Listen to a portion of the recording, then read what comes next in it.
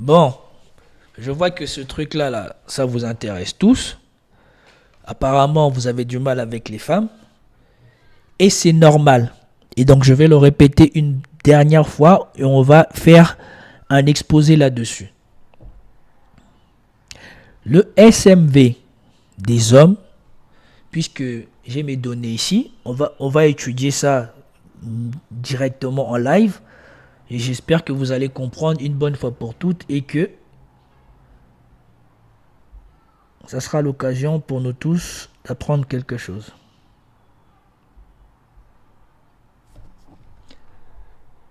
Normalement, je l'ai ici.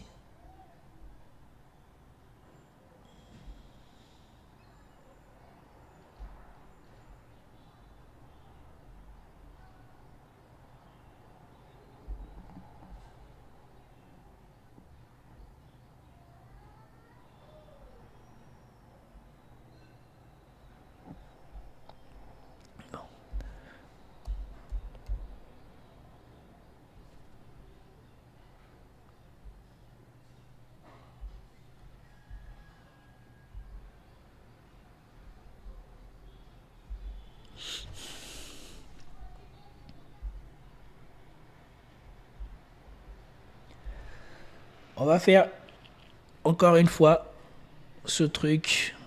On va en parler parce que certaines personnes,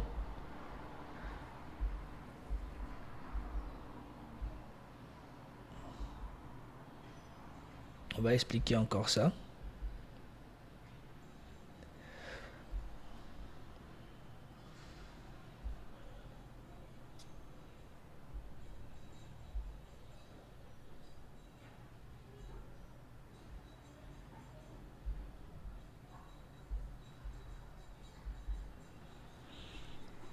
Donc,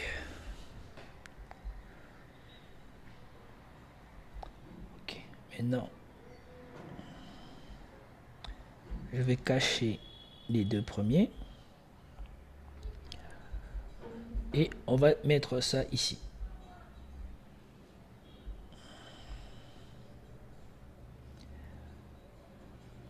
Donc, dites-moi déjà, premièrement, si vous voyez bien le graphique que je viens de mettre. Je vais essayer de trouver un qui est encore mieux.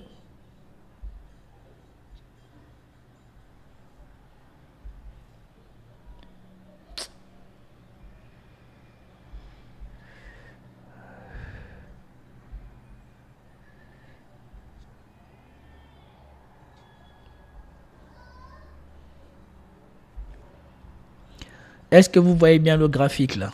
Dites-moi ça déjà, s'il vous plaît, que je sache.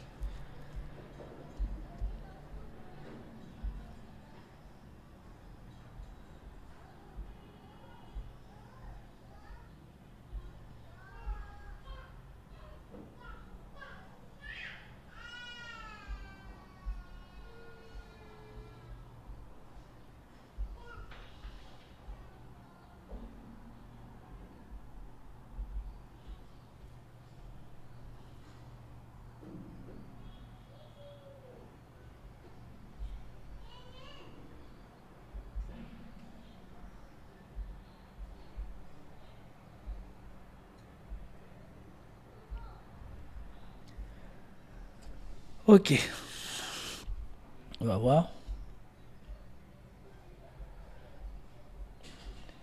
Donc, maintenant, on va traiter ce sujet-là là, de ces hommes-là qui ont du mal avec les femmes.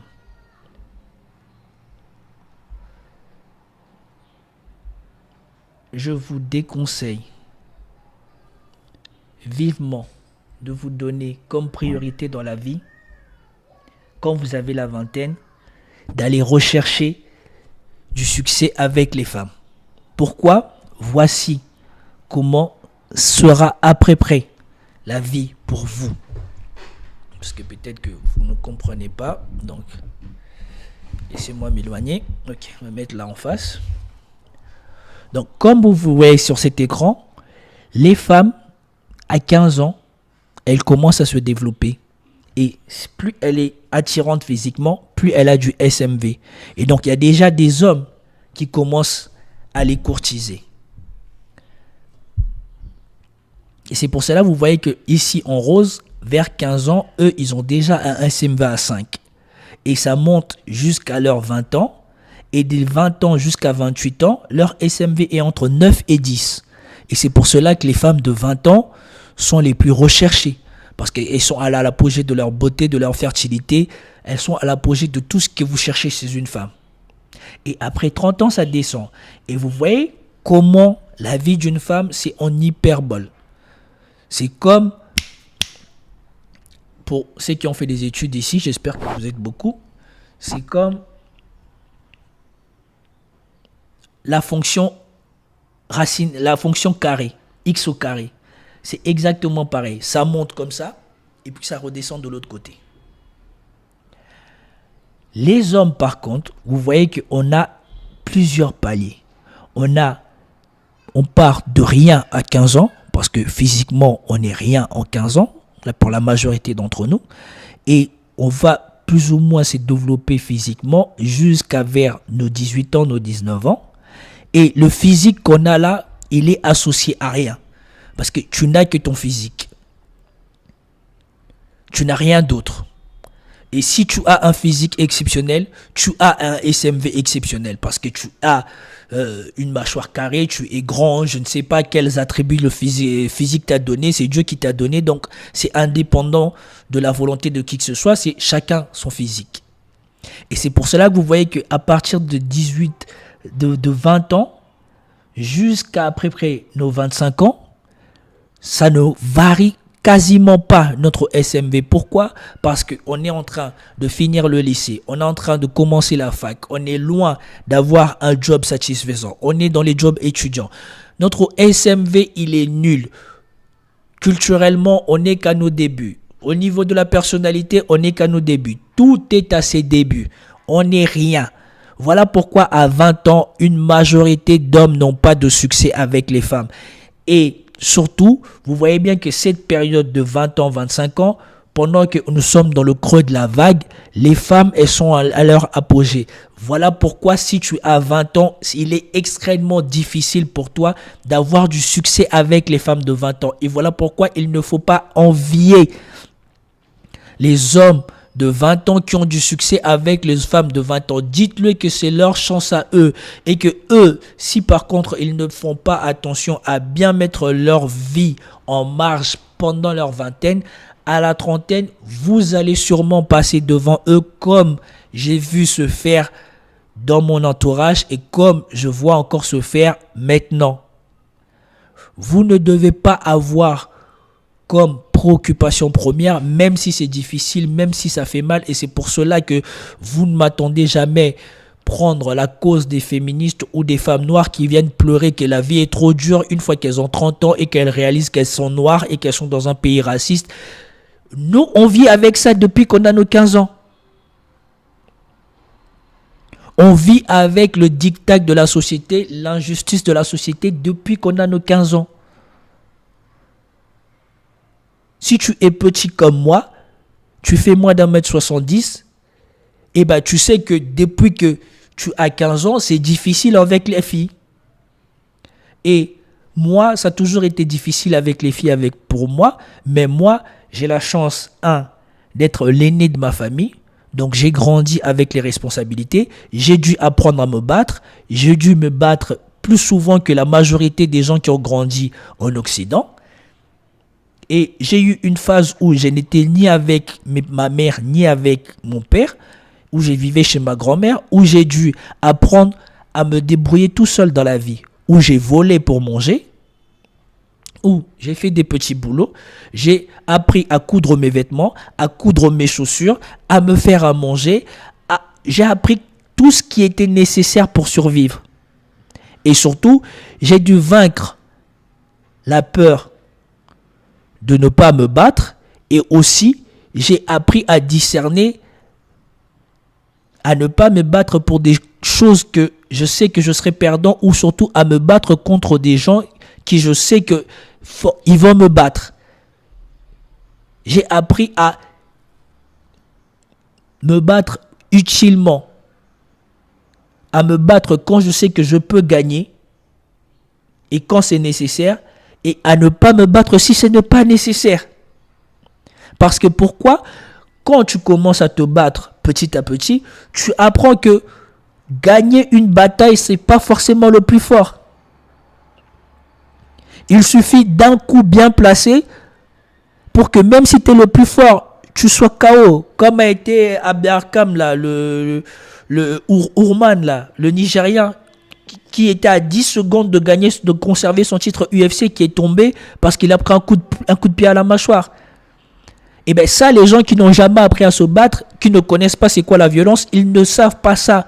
Ils pensent qu'il suffit d'être le plus grand, ou paraître le plus fort pour gagner. Non. Quelqu'un qui s'est battu tout le temps, souvent, sait que des fois, ça se joue à un détail. Et particulièrement quand tu es comme moi et que tu es, dans 80% des cas, obligé de te battre avec des gens qui sont plus forts que toi. Tu sais que ça se joue à des détails et surtout, tu sais que quand tu es plus faible, tu dois te battre intelligemment. Tu ne dois pas te battre pour faire durer la bataille ou quoi que ce soit. Tu dois te battre pour mettre hors d'état de nuire ou en tout cas pour que le combat se finisse vite et que le combat se finisse bien. Et tu apprends à être fair play. Tu ne veux pas que quelqu'un qui paraît plus grand que toi physiquement t'en veuille et veuille faire quelque chose de mal dans ton dos ou vienne te poignarder ou vienne te taper avec quelque chose d'autre. Donc quand tu fais en sorte de gagner un combat, tu ne gagnes pas un combat en laissant de la rancœur parmi vous. Tu n'agis pas comme ça. Et c'est pour ça, moi, la plupart du temps, quand j'ai grandi en Occident et quand j'observe les gens de l'Occident, ça me fait rire. Parce qu'en Occident, on apprend à se battre quoi? 1 minute, les gens ils viennent. En Afrique, tu peux te battre pendant 5 minutes, les gens ils regardent jusqu'à ce qu'il y aura un gagnant. Et dans certains quartiers, les grands du quartier, quand vous n'êtes pas d'accord, ils vont vous laisser entre vous et vous allez vous battre jusqu'à ce qu'il y aura un gagnant. Et quand le gagnant il gagne, on se serre la main et on dit maintenant c'est fini, vos trucs là, on ne veut plus en attendre parler.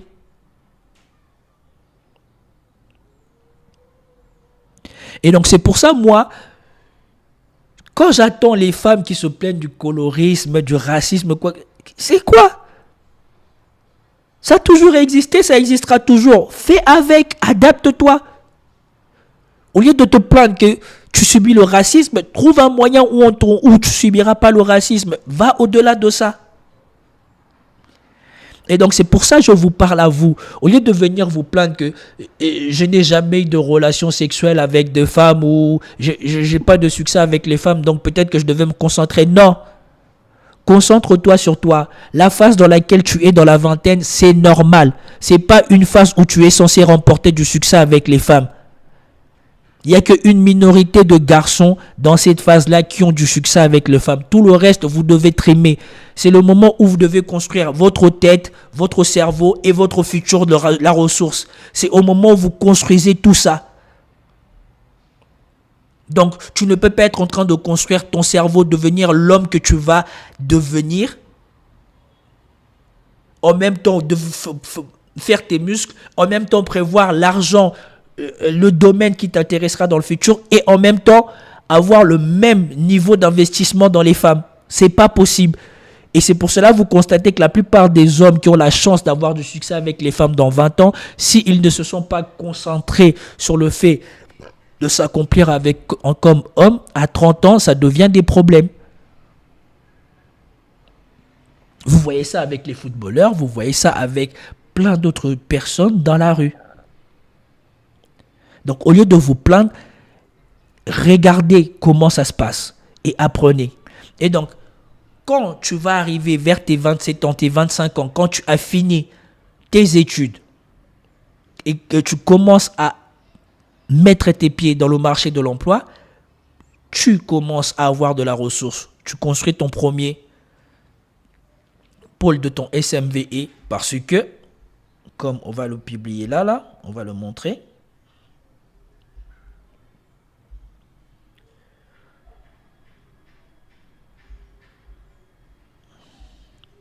Donc, je vais mettre celle-ci ici. Je vais cacher un peu cette courbe, juste un moment, laissez-moi. Donc ici, vous avez De ce côté-ci, le SMV long terme, c'est ce que vous devez tous porter intérêt dessus. Et ici, on a le SMV court terme. Ça, c'est le SMV des gens qui ont du succès avec les femmes à 20 ans. Et vous voyez, la chose la plus importante dans tout ça, c'est quoi? C'est le physique. Le physique. Tout le monde n'a pas le même physique à 20 ans. C'est Dieu qui choisit le physique des gens à 20 ans. Ce n'est pas vous. Vous ne pouvez rien y faire. Donc, c'est indépendamment de vous et c'est indépendamment des gens qui ont du succès. Ils ne l'ont pas mérité, ce succès. Ça leur a été donné. Il n'y a pas de quoi être jaloux. Après, par contre, il y a ceux qui ont le game. Et, chose malheureuse, dans la majorité des cas, ceux qui auront du game seront ceux qui auront du physique. Parce que pour avoir un game efficace, il faut un physique qui va avec. Parce que même si tu as du game efficace, mais que tu es moche et que tu ne plais pas aux filles, tu vas les divertir, mais ça ne va pas aboutir. Et donc, à 20 ans, la séduction est vraiment basée sur ça, sur le fait de savoir mettre les filles à l'aise et de leur plaire en même temps. Mais sauf que la plupart des temps, ceux qui ont la confiance en eux pour essayer de mettre les filles à l'aise, c'est ceux qui ont déjà, en majorité, l'attention des filles. Parce que si la fille ne te donne pas son attention, ça sera difficile pour toi de la mettre à l'aise. Mais si la fille te donne son attention, tu vas facilement la mettre à l'aise. Donc j'espère que vous avez compris pourquoi à 20 ans c'est compliqué. Je ne dis pas que c'est impossible, mais pourquoi c'est compliqué. Et si c'est compliqué pour toi, c'est qu'il y a des raisons objectives à ça. Et donc tu dois oublier, tu dois cesser de te focaliser sur l'idée de vouloir avoir du succès avec les femmes à 20 ans. Et plutôt de te focaliser sur qu'est-ce que tu vas devenir après tes 20 ans. Pour devenir un homme qui aura du succès avec les femmes à 20 ans. Et maintenant je ferme ici. Voilà. Et pourquoi la balance finit par s'équilibrer quand on commence à rentrer dans le monde du travail, quand on finit ses études. Voilà pourquoi le SMV long terme, il est basé sur la ressource. Voilà pourquoi tu dois te concentrer sur toi, sur le domaine qui te plaît, améliorer ta compétence dans ce domaine, devenir excellent dans ce domaine. Pourquoi? Parce que la compétence te rend indispensable. Et si ça te rend indispensable, ça augure que tu as forcément de la ressource. Tu n'es pas obligé d'avoir un statut. Un statut, ça aide. Mais si tu as la ressource, c'est plus important que le statut. Parce que tout le monde n'aura pas forcément un statut attractif. Mais tous ceux qui se donneront la peine d'apprendre une compétence auront la ressource qui vont avec la compétence. Parce que ça, c'est le mérite. C'est ton mérite. On ne peut pas te le voler. Donc, quand tu auras la ressource, tu es déjà en bonne voie. Et vous voyez bien que le physique passe en 4e position une fois que on commence à viser des relations long terme. Et donc, vous voyez, le physique passe en 4e position. Vous avez la ressource, le statut social, la personnalité. Tout ce que vous avez construit, toutes les choses que vous avez subies à 20 ans, toutes les lectures que vous avez faites, tous les voyages, tous les apprentissages, toute votre curiosité finit par vous servir après. Et non pas quand tu l'as pas. Ça finit par vous servir après. Et malheureusement, souvent, le statut social va avec la ressource. Tu peux être entrepreneur. Si tu es entrepreneur pauvre, ton statut social, il est nul. Mais si tu as la ressource et que tu dis que tu es entrepreneur, les gens voudront voir dans quelle branche d'entrepreneur tu es. Donc, c'est pour cela la ressource conditionne dans la majorité des cas le statut. Et voilà pourquoi vous, les jeunes hommes de 20 ans, vous devez vous concentrer sur améliorer votre compétence. Vous n'êtes pas obligé d'aller à la fac, de vous farcir de je ne sais pas quoi, de je ne sais pas si, mais choisissez quelque chose qui vous passionne, quelque chose qui vous aide à gagner de l'argent, quelque chose qui vous permet de vous projeter, peut-être de le faire pendant 10-15 ans et de savoir que pendant 10-15 ans, vous allez faire rentrer de l'argent suffisamment pour bien vivre. Mettez-vous dans cette compétence-là. Si c'est organisateur de fêtes, organisateur de vêtements, apprenez ça, maîtrisez ça, surperformez tout le monde dans ça. Je ne sais pas c'est quoi votre branche qui vous intéresse. Intéressez-vous à l'économie de la branche qui vous intéresse. Est-ce que cette branche qui vous intéresse vous permettra d'en vivre pendant 10, 15 ans de manière convenable? Si c'est oui, concentrez-vous là-dessus.